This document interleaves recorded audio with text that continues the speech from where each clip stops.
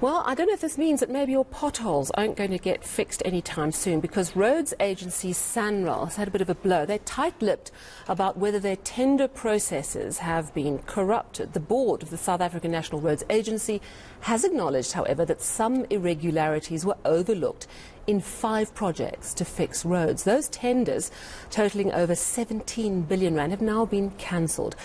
Our reporter Nqobile Madlala joins us now. So Nqobile, just a bit of context on these contracts and these tenders. Do you know how far back it goes, where they were meant to do the work? Well, Sally, from what we have understand about these projects is that there's about 5 of these projects, and they were supposed to be mega projects. From our understanding, one of them costing to about 6.8 billion rand, and this is one that was supposed to be an open road tolling project, whilst others, about 2 of them were supposed to be in KZN, which was supposed to be an Ashburton interchange, as well as others that were in areas like Matatiele. From what we understand, though, Sally, is that these mega projects were supposed to create employment. In one of these projects, even the president is quoted having to say that there's over 20,000 direct employments that were supposed to come out of these projects, and about over 20,000 again that was supposed to come out of these projects indirect. And so these were supposed to be really big projects, and projects that would have created employment, projects that will also have given back to the community. But from where we are standing now, Sanral is saying that they've decided not to award these projects to the people that have bidded. And of course, Sanral quite tight-lipped about exactly what went wrong, but the Transport Minister spoke today. Did he give any details about this concern about tender fraud?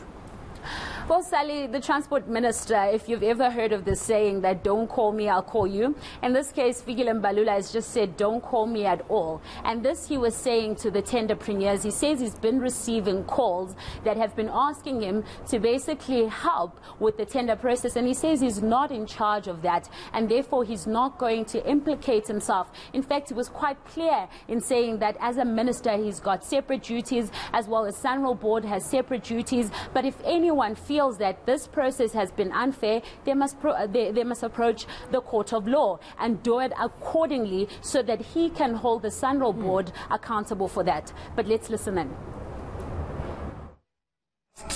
Do everything in our power to ensure that the integrity of the award process is not brought into question. Failure to uphold supply chain management principles will result in awards being challenged in courts, holding up the implementation of the project. We have first-hand experience at PRASA on such litigation that has the potential to hold up projects for years. Those who are aggrieved by the decisions of the board in this regard have recourse in law and can approach the courts to adjudicate the matter. It is my intention to hold the board accountable for its decisions and to ensure that it acts in the best interest of the company and the country. So did Sanral give more details about exactly why these contracts have been canned? Because as you say, there are massive roads projects. Well, Sally, what they're saying is that there are irregularities. So they're saying there are certain issues that are outstanding, or rather that are coming out of these projects that they feel shouldn't be just let of. So they're saying in a situation like one of the projects is not including the community, but instead what they're saying to them is that they will build and help with the infrastructure in the community, but they're not including the people in the project. And part of these projects is also supposed to grow these communities and grow the businessmen in these communities, and they're not included. And that, of course, is something that they will not stand for. But at the same time, Sally, they're saying that they feel that some of these tenderpreneurs years have ran into the media and given their story and used the media to vilify them, to make them look like they're against the project, but instead of showing that there are issues that are relating to how they might get these tenders and how this might impact on employment going forward, because they're saying that part of these projects needs to create employment. And of course, we're in a country that is faced with high unemployment rates, and so this is something that's very important and it needs to be down on paper,